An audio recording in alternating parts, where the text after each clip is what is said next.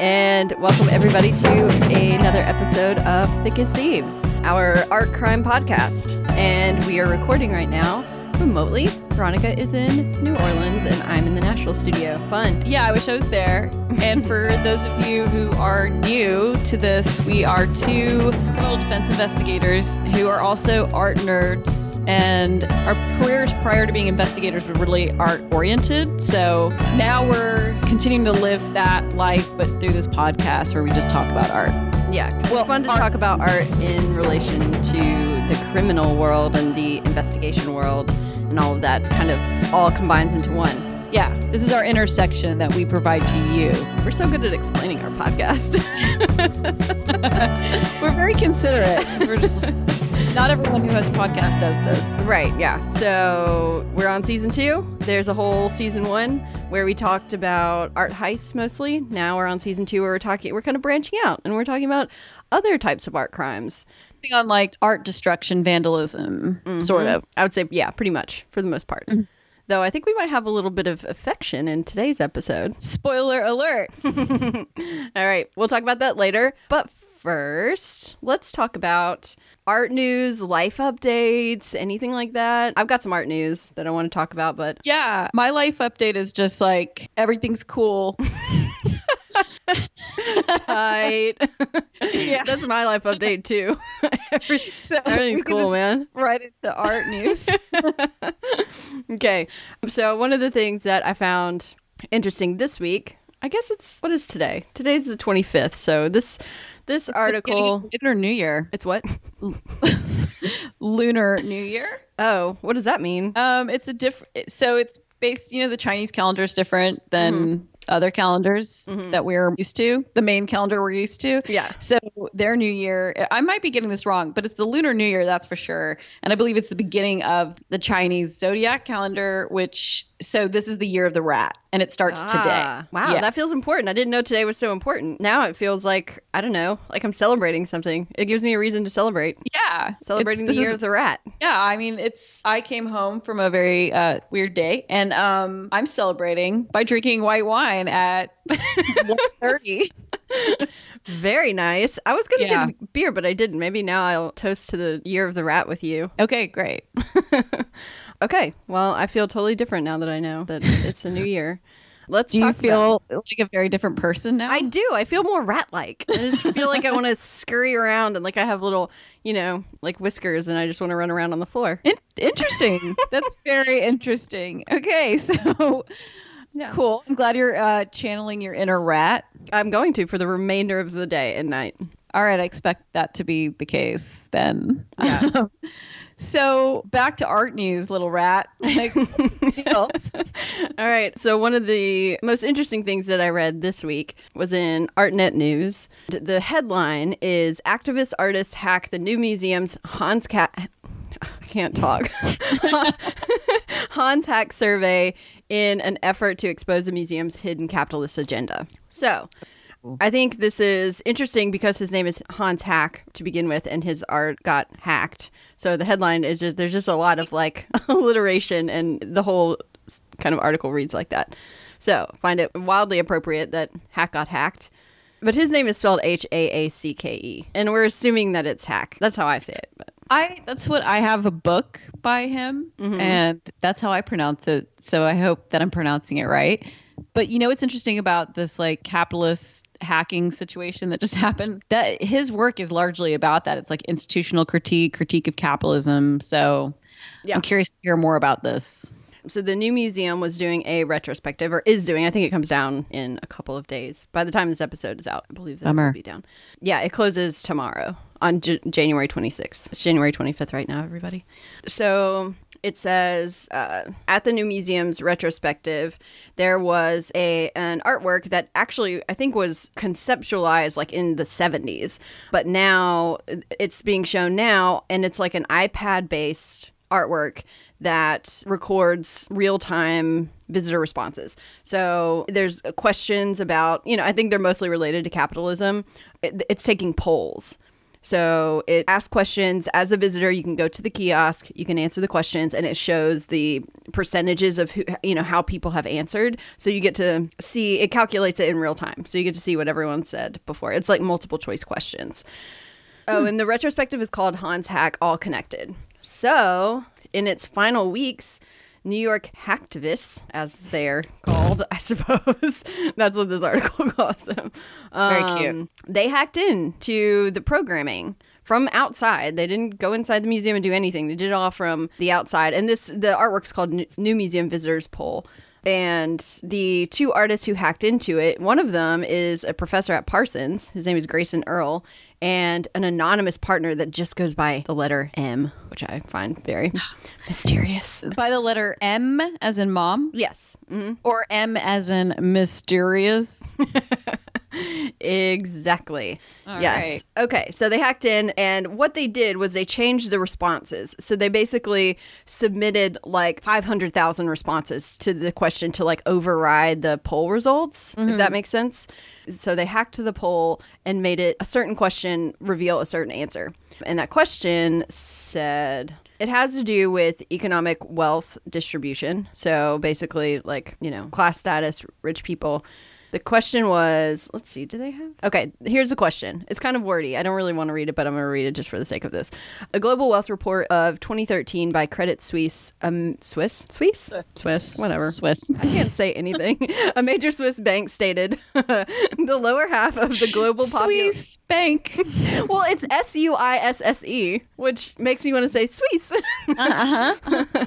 It's not SWISS. I know that word. Okay, the lower half of the global population collectively owns less than 1% of global wealth, while the richest 10% of adults own 87% of all wealth, and the top 1% account for almost half of all the assets in the world. What is your opinion on this? So that's the question that was asked to visitors of the exhibition. So you go to the iPad and you choose between 3 answers.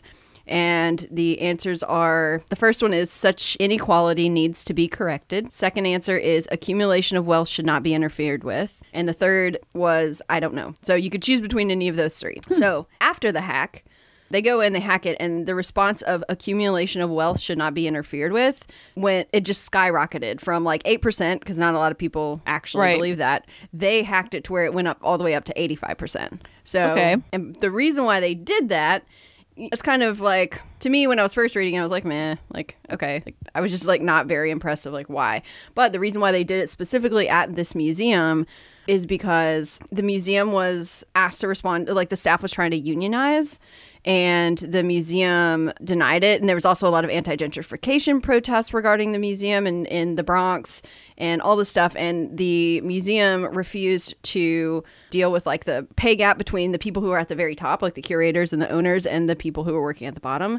So essentially, like, they refused to level the playing field in terms of like pay in their museum. So part of this hack was in response to that. So their denial of their employees to unionize. Oh. Which I thought was pretty interesting. Yeah. Yeah, that is very interesting. Yeah, so that's cool. Did they get in trouble? The people, the hacktivists? No. Well, I haven't read anything about them getting in trouble, which is really, really interesting. Maybe they will later. Maybe like the museum is working. I mean, their only statement that I've found is they're just saying like, we got to fix. We fixed it. It's back to normal. It's no longer hacked. But I bet that they will press charges. I mean, because they know exactly who it is. Right. Unless, I always have this feeling that, especially a museum like New Museum is going to, with like an exhibition that's like this with iPads and polls and the political situation being what it is right now with like hacking and cybersecurity, like I wouldn't be surprised if New Museum kind of set this up, to be honest. And I know that that's maybe not the case, but like the people at the top or the staff members? Like do you think I feel like everyone, they had like a meeting, like a work meeting about it, and they were like, all right, everybody, this shit's gonna go down, pretend like you're surprised. I mean, maybe. I mean, he's a professor. You know, it seems a little weird for like an artist and professor to hack into a museum like on their own accord. But the only thing that makes me wonder is because it is so much about how the museum is paying their staff. Like, and that's very much in the media of like, this is why, you know, and so that kind of seems, that's not just promoting the exhibition or promoting like the artist's agenda. That's like kind of personal for, you know, for the museum. Yeah. So that's the point. Yeah. So they released like a manifesto or a statement, the two artists, and they said that they're hoping that the new museum will take a hard look within itself and consider how it dealt with the staff's recent push to unionize. They wrote that the museum had a chance to make a real difference toward correcting economic inequality, which their audience clearly supports, if only they had agreed to meet workers at the bargaining table, committed to reducing the income disparity between executive and low-level staff. So, I don't know. I just felt that was a pretty interesting way to kind of get back at the system. But then again, it's like, it's a museum. It's not like a giant corporation. I don't know. Right. But if like this is like a staff thing, which sounds like it is, then they're pointing to the hypocrisy of this museum promoting like artists like Hans Hack who would, you know, are against or would be against this situation. And so I feel like they're pointing to that hypocrisy. Totally.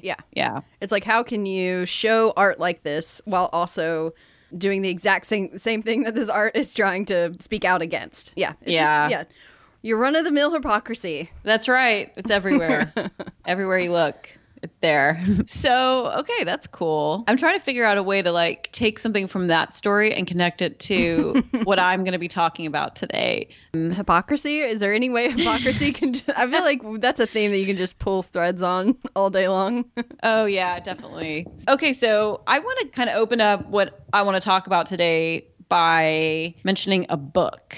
So have you ever read Leaving Atocha Station by Ben Lerner? Oh, yes. I love that book. Yeah. So do you remember there's a scene in the book, it's like in the first part of the book, where this guy who is in Madrid on a Fulbright and trying to like write about something, but really just procrastinating the entire time he's there. He goes into a museum in Madrid and he comes across a person who is bawling in front of a painting. Mm-hmm. That is one of the scenes that stays with me the most from the entire book, because the reaction of the protagonist when he sees this is that he realizes he's never had that experience before of like being in front of artwork and then being so pushed emotionally that you just start crying with abandon in a museum where people are walking around you. I identified with the protagonist, realizing he hasn't had that experience before, because I haven't really either. And I'm wondering if you ever have had that experience. I have. There have been, I feel like, a couple of times where I feel like early on when I first started to actually dig into art history and learn about things, because I really hadn't seen a whole lot of these like very famous major artworks. And when I first went to even when I went to Italy, like several years back, like seeing some of these things that I've seen in so many books, and I just being able to be in person with them, I definitely cried at a few paintings in Italy.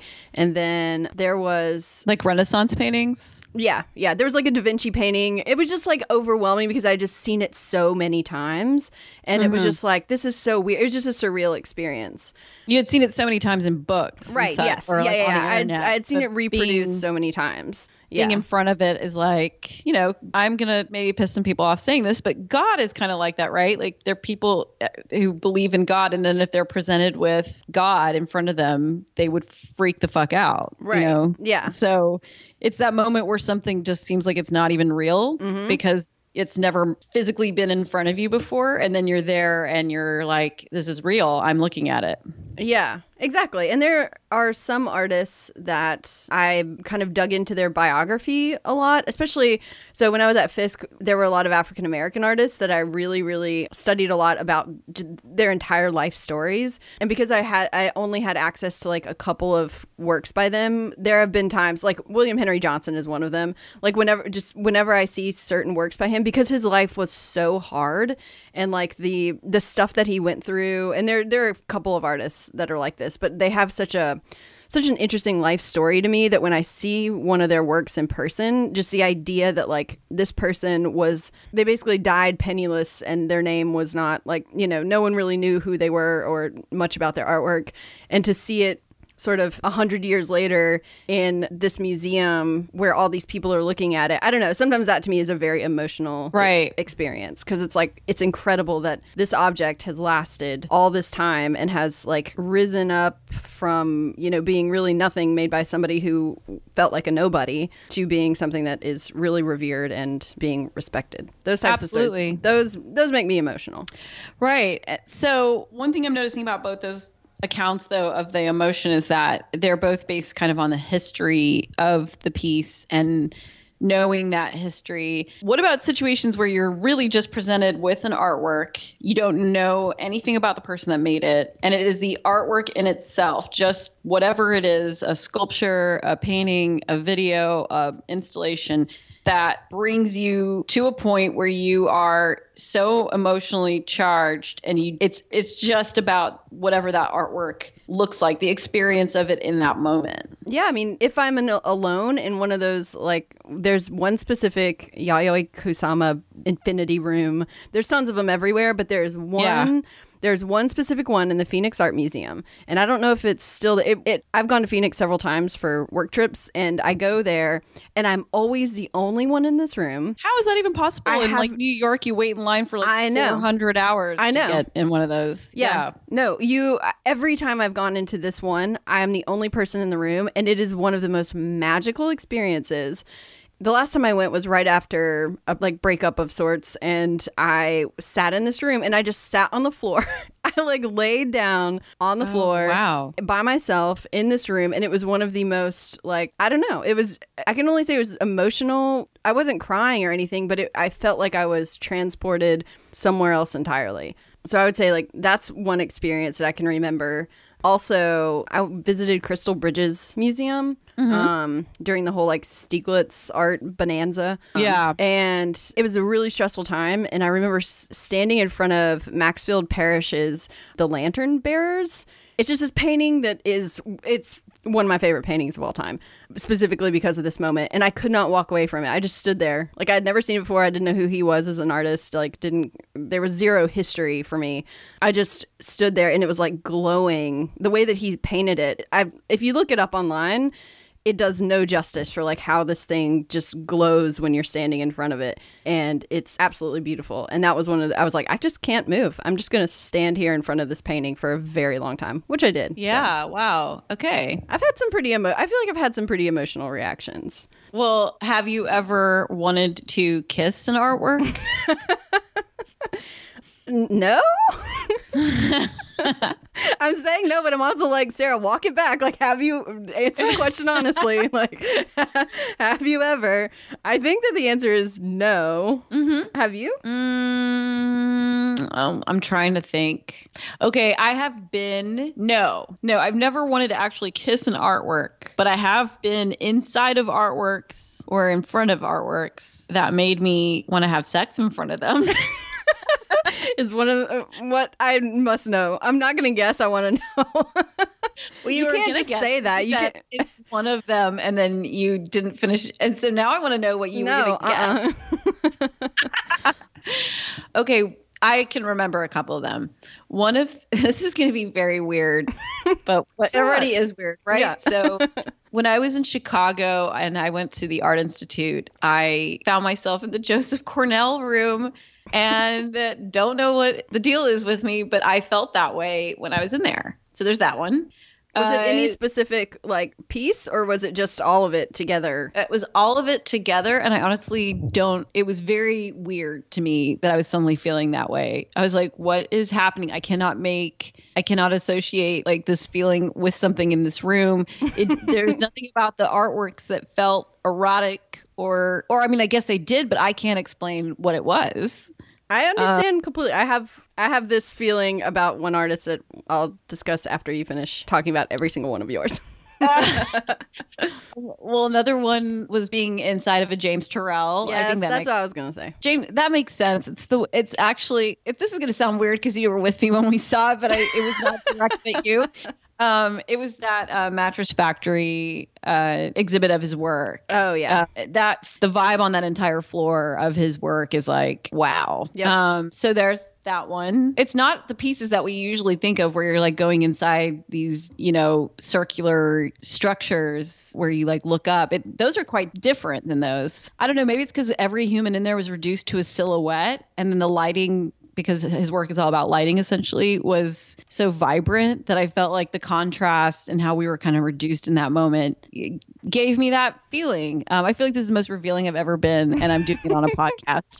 And a third one that comes to mind, and that kind of caps it because these are the only three I can think of at the moment, is this one makes a little bit more sense. Are you familiar with Carolee Schneemann? No. Okay, so she's a feminist performance artist from the 70s. She did that work that's like Sausage Party or whatever it was called. It's a very bizarre performance that she did. Or it's not very bizarre, but it was at the time. But that is not what aroused me. You weren't aroused by a Sausage Party performance? No, but she made these films, and I went and saw them on a very large screen in England at the British Film Institute. And there were like, I don't know, 100 people in this really giant auditorium. And they just played a series of her movies. And one of them was just completely silent. And I don't know, that was another one that created that feeling in me. So there are my three. I feel like I just went to a confession booth and walking away being like, I don't feel ashamed. And I was like, own it. Feel ashamed, it's not cool, Veronica. Well, I completely relate to the James Turrell one. And for me, it happened when I realized like, oh, wow, like this gives me some sort of like strange erotic feeling. Was it's at the Museum of Fine Arts in Houston. There's a tunnel. I think it's called like the Light Inside or something. It's a tunnel that goes through like one of the lower floors of the museum. And it is phenomenal. Just standing, it's so weird and disorienting, and like everyone just looks sexier when you walk through it. I don't know. It's just the lighting, and the lighting's like slowly changing. And it was, yeah, I had that reaction. And I think you're right, like the silhouette situation that goes on, and just all of the boundaries of sort of what you're looking at and where like the floor ends and the walls begin, and it just all kind of blurs, and there's something about it. The one I experienced at the Mattress Factory made me wish that we all existed like that all the time, and that we would be way nicer to each other or too nice to each other maybe if like we did exist in that kind of perspective constantly. Who knows? Maybe it will happen one day, but we can only hope. And I would like to mention that James Turrell's work in general, though, does not create this feeling. Like, I saw his exhibit at the Guggenheim several years ago in New York, and it was not fun. I did not like it. I did not feel connected to his work at all in that exhibit. So I just want to put that out there. And I have issues with James Turrell anyway. So it's kind of weird for me to even admit, like, oh, this feeling was created at his installation in Pittsburgh, but oh well, I'm just going to be honest. Like, that's what happened. However, I do have some beef with that guy. Yeah. But we won't go into that because we got to stay on the affection. Yeah. Why are we talking about this? How did we get on this tangent? So when we started this season kind of focusing on more like destruction and vandalism, I was thinking like, wow, there's so much violence in what we're looking at. It's people like stabbing paintings or pissing on them or, all that kind of stuff. So I was like, are there examples of people who've done destruction by way of something that's not super violent, something that's actually nicer than, violent response, but they still did destruction? Violence. Something nicer than violence. That's the name of our episode. Nicer than violence? Yeah. And I realized like, oh, kissing an artwork would do damage, especially kissing an artwork with like lipstick on. Mm-hmm. So I started going down this little rabbit hole of looking into that because I really didn't know I didn't know it in my own memory. I had to go like looking into it. And I was talking to my friend Kurt, who is one of our listeners, Kurt, actually in Pittsburgh, about this. And hey, Kurt, wait, why did I say like that? We're editing that out. No, we're not. So we were talking about it, and he was helping me do some research into this. And it's weird that we're on this like Pittsburgh track because one of the more well-known stories of this is a situation with like an Andy Warhol piece. So in 1996, Sao Paulo had a biennial. It's their international biennial. And they had like a series of Andy Warhol's pieces called The Torsos. It's something he made in 1977. And it's like paintings of male and female nudes in different contortions. All the work start at their like mid-thigh. So they're naked. There's like a male nude series in that. And a woman started kissing one of the torsos with like a lot of lipstick on. And I'm assuming these are screen prints? Yeah. Well, they're photographs of paintings, actually. Okay. Yeah. Photographs and paintings. Like, I don't know. I'm not really familiar with this work besides hearing about it in the story. Okay. But yeah, so she was like focusing all her lipstick attention on like a cock of these pieces. And she isn't caught in the act. It's like afterwards, it's noticed that there's damage that has been done to this piece. And they have a video of the woman doing it, but they never found her. But was she by herself or were there like other people around? I mean, there had to be people around because it's like a biennial. Like for sure. They have some people in the museum for this, but all they know from the video is that she looked like she was older. I don't really know what that means. What, like gray hair? I don't know. And she was like very dressed up in like, okay, she's wearing like a black sheet. Is that very dressed up? Well, apparently she made it look really good and like stylish. So she's not like walking and pretending to be a ghost or something with like a sheet over her head. And she's got like all this jewelry on, and the video shows her kissing this painting. So they never found her, but she left her mark on this painting, and they had to remove it. They had to take all the lipstick off. And because the painting came from the Andy Warhol Museum in Pittsburgh, or the Carnegie. Well, they're both connected to the same museum, essentially. So because it was from there, it had to be communicated from Brazil to them. And they had to be like, look, this thing happened. So they communicated it to a conservator named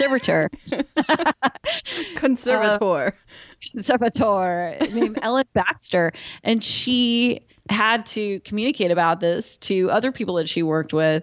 And so the way she did that was she said, well, this Brazilian was so overwhelmed by her feelings for Andy that she planted a kiss on one of the male bits. I guess that's as professional as you can get. I know. Imagine prepping for that. You're like, how are we? She probably rewrote that email or like rehearsed that phone call, whatever the communication was. She probably had to edit it. She probably changed male bits so many times. And then she was just like, I'm not going to say penis. I'm not going to say cock. I'm not going to say dick. I'm not going to say any of the names I'm just going to call it male bits.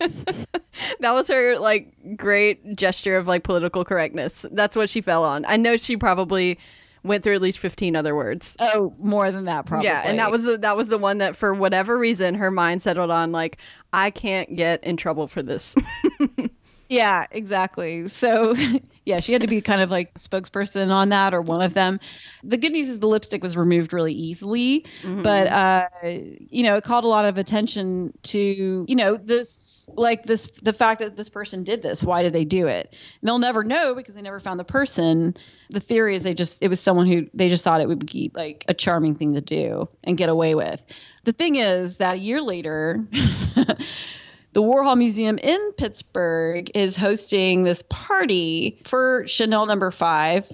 And Warhol's a big part of this because he had used like a bottle from the perfume like in some of his prints. So, and then when was this? Eventually in 1997, okay, they had like a Chanel No. 5 party. Gotcha. And because Warhol had like used Chanel No. 5 in his artwork, it made sense for the party to happen there. It was like the 75th anniversary for the perfume. So of course it's a party, people get drunk. Yeah, they do. And they're also, when they enter the party, they're all given little gift bags, as it goes. And in their gift bags, there's like lipstick. There's Chanel lipstick in each gift bag, like bright red. So a person put the lipstick on and kissed one of the Warhol pieces. But it's not like the torsos. It was a bathtub.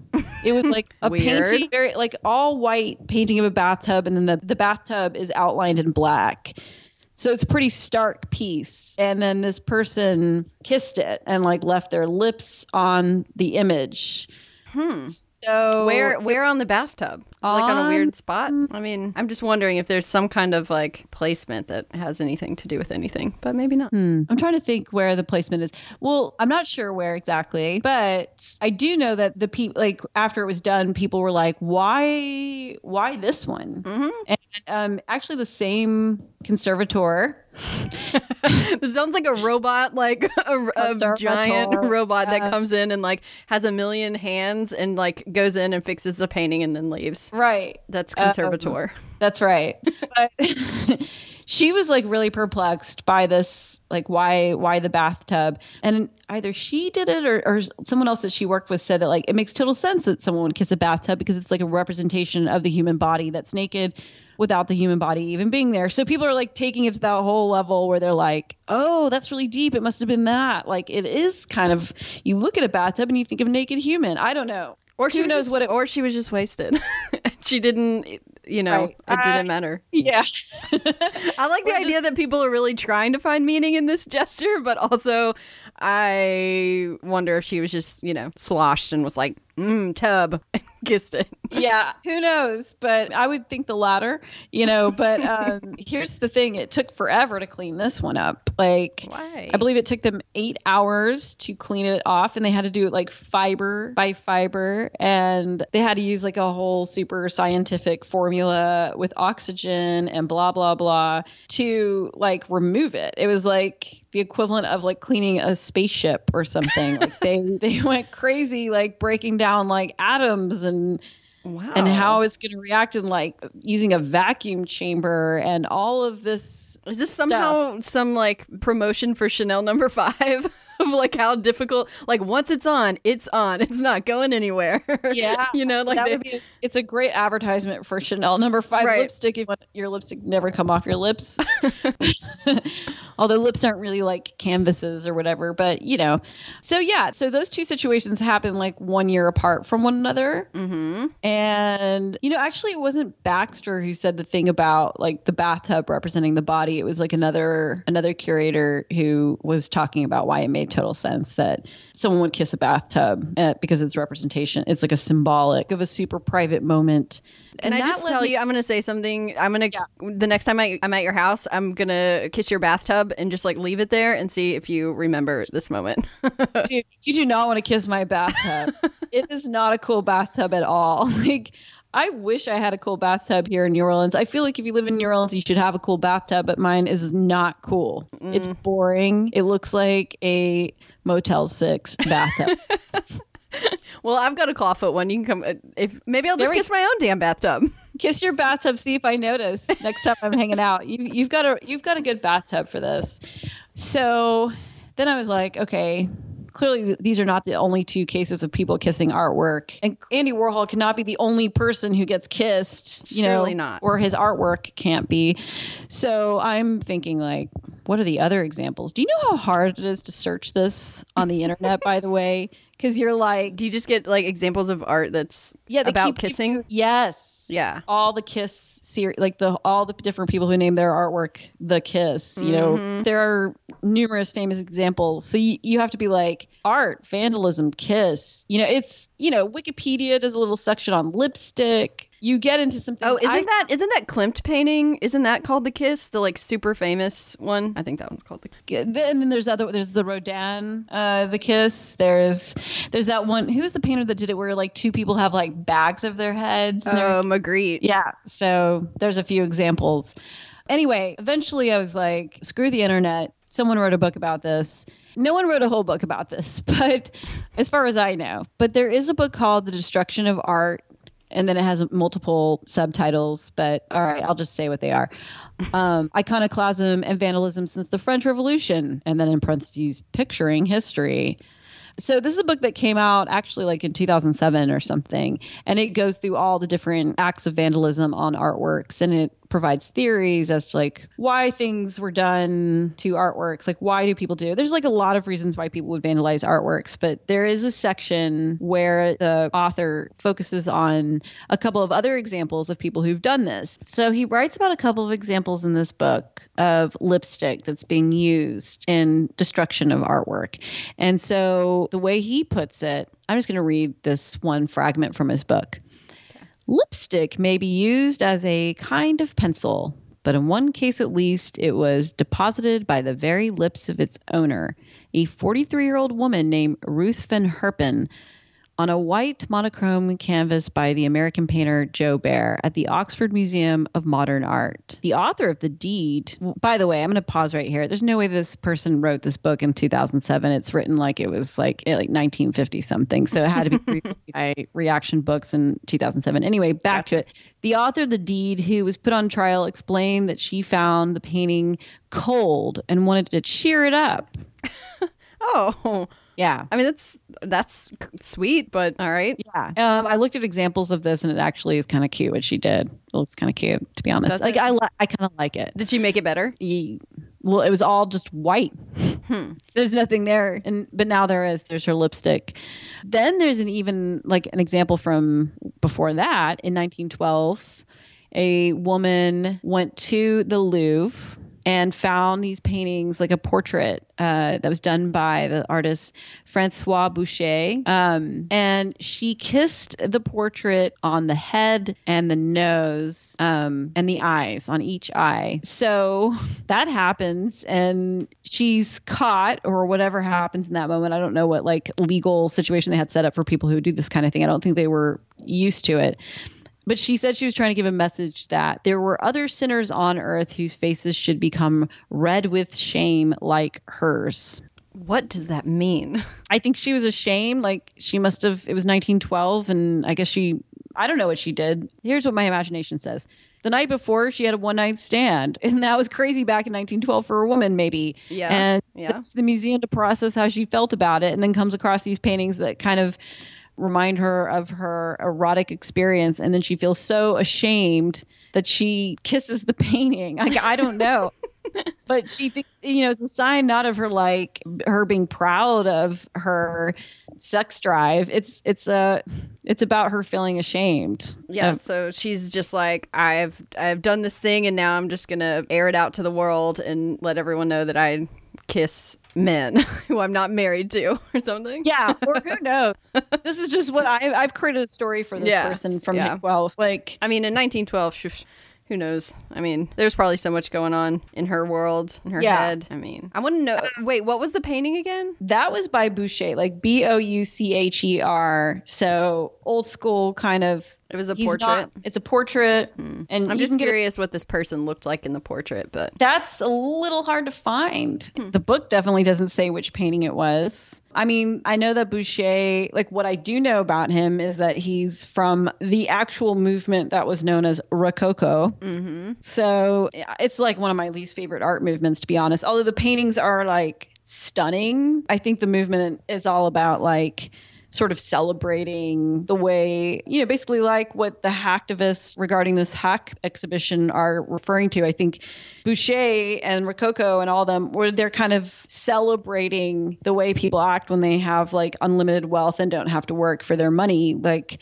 but I honestly, like, maybe there's some critiques built into that movement. And I'm sure there are, but I'm not an expert on it. I just associate it with painters being kind of like lapdogs to the rich at the moment. And they're really talented painters, but they're depicting the subject matter the way those people wanted to be depicted in a way. Right, yeah. It's just all about like floweriness and ornamentalness and just like excess of everything. And that, exactly. I think like that's equated with richness. Right. I mean, there's really interesting stories built into these paintings. It's just like, I would never want to, if I could just have any artwork in my house, I wouldn't want to have a Boucher painting in my house. Yeah. Like, it's just not my jam. So that's another example. And then I'm going to throw one more at you. And I mean, there's others too, but it's kind of hard to research this. But of course, Twombly dealt with this. In 2007, there was a piece up in a museum in France. And the perpetrator, her name was Rindy Sam. And she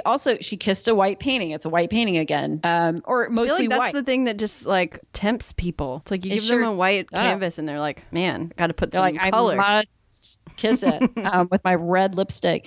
So she got caught, and she actually had to deal with like a whole exhausting legal process where I think she had to pay a gallery that restored it and fixed the damage, something like 20,000 euros for them to fix it. And I mean, her reason for doing it, she actually was able to be quoted for why she did it. And she's like, I just gave it a kiss. It was an act of love. When I kissed it, I wasn't thinking. I thought the artist would understand. Wow. Yeah. That's shocking to me, though. Like, kind really? of a dum-dum. Yeah.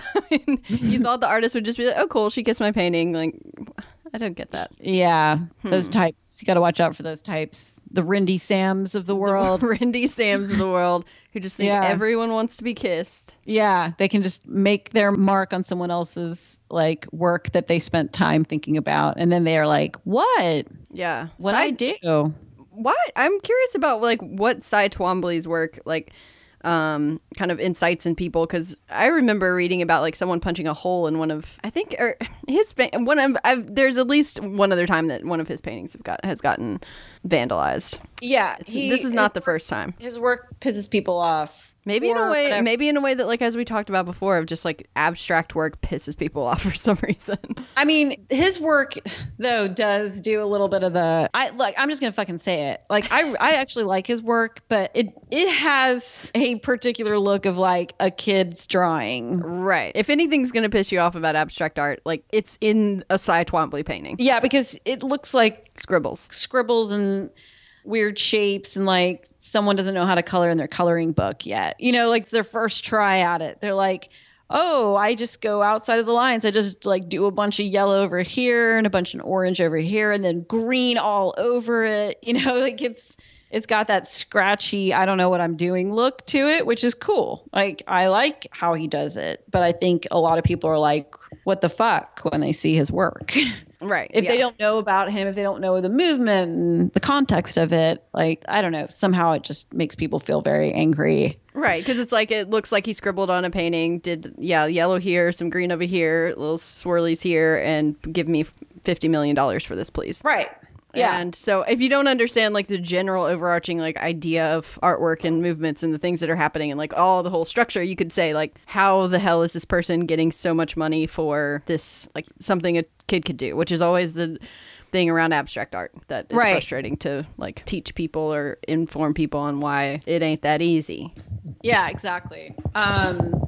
So those are my examples that I want to present. Like, I think there are others. I like those. But, you know, these are the ones that I found and that stood out to me. And I mean, maybe I'm missing some really like amazing other examples of this. I probably am, but you know what this has made me think of? And I don't know are we going to talk about the Minneapolis sculpture later? Oh, let's talk about it now. Okay, so all of this. Oh my God, you're right. Yeah, so all of this reminds me of it's like a cherry and a spoon that's in Minneapolis. I think it's called like Spoon Cherry or Cherry Spoon by Klaus Oldenburg. Right. So Veronica, you're the Minneapolis former resident. What happens on Klaus Oldenburg's cherry spoon?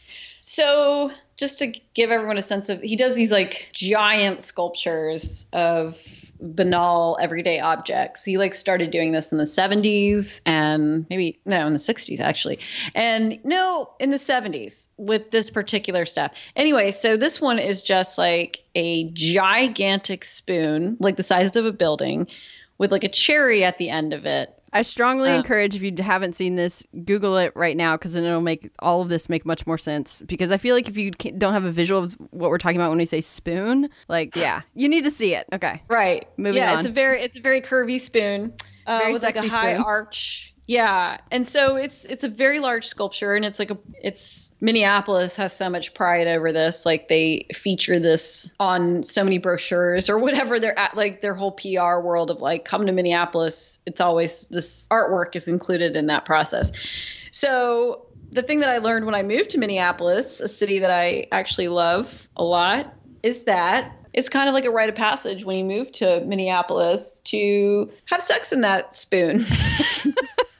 Obviously, it's not allowed, but it is a thing. But if you can do it, I've never done it. Yeah, it's like the Mile High Club or something. You know, it's just like it's just a thing, a little patch to have that you did it. Mm-hmm. Yeah, like a bucket list item, and you know, it's high risk. High risk. And isn't it in like water? Is there water around it? I feel like there's a pond. But they moved. So when I moved to Minneapolis in 2014, they had the sculpture garden. But in like when I left in 2017, the sculpture garden had been like reconstructed and made fancier. So I think prior to this reconstruction project, it was easier to do this. I think now it's harder to like tick this box that you've done this thing. And this is at the Walker, right? Or is this more it's a part of the Walker Art Museum. It's right next to it. Like, but yeah, it's connected to it. It's very cool. Like, it's a cool sculpture garden.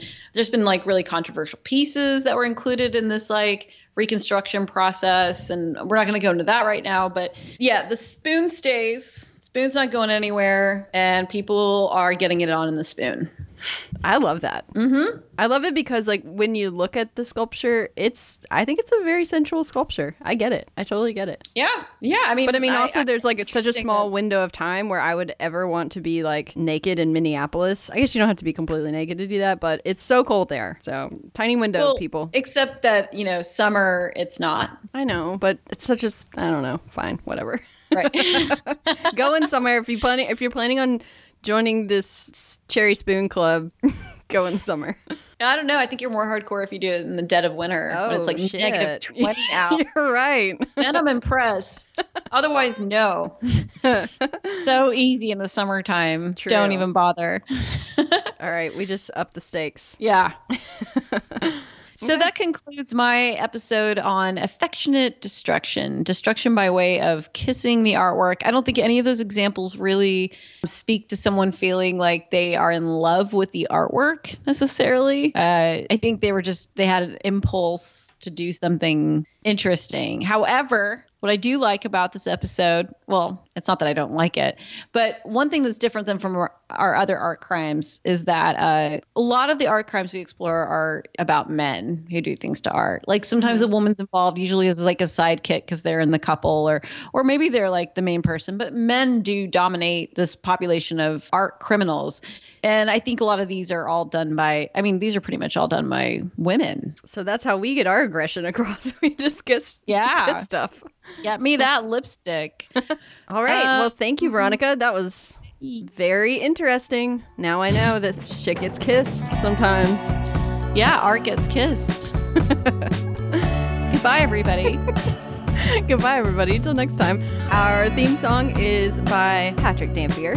And our podcast artwork is by Saskia Keultjes. And we are brought to you by We Own This Town, which Sarah likes to describe as the greatest podcast network in all the world. Well, I'm sure Michael would like it if we were like, We Own This Town, which is his actual podcast within the network, is the best podcast in all the land. I'll give it that. Yeah. Sure, he can have that. Yeah, it's a great podcast. Everyone go listen to Michael's podcast called We Own This Town. Yeah, it's the best one in the land. Also, go listen to the other podcasts that we have on the network because they're also fantastic. Yep. There's a lot of good ones. I would kiss all of them with bright red lipstick if I could. Aw, precious. Yeah. All right. See you later. Bye. Bye.